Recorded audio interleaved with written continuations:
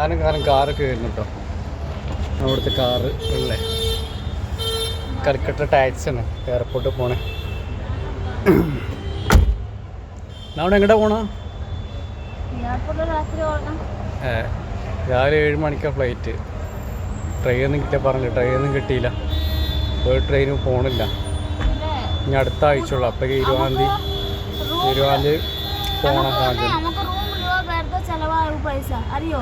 രാത്രി 10 മണിക്ക് 3 മണിക്ക് നീച്ചിട്ട് പോവാ.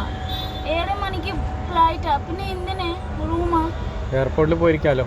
ആ പൈസ കുറച്ച് കളല്ലേ. ഇവിടുത്തെ റെയിൽവേ സ്റ്റേഷനാണ് ഇവിടുത്തെ. ഭയങ്കര ഫുൾ ടാക്സി ഉള്ളത്. മറ്റേ നമ്മൾ മോഹൻലാൽ സിനിമയിലെ ഉസ്താദിലല്ലോ. ആ ഉസ്താദ് ടാക്സി ഉണ്ടല്ലോ. മലയാളീസ് എല്ലാം വഞ്ഞ ടാക്സിയാണ് പോകുന്നത്. കുറച്ച് ഇത്ര കഴിച്ചു ഇത്ര പൈസ ആയി 1000 രൂപ.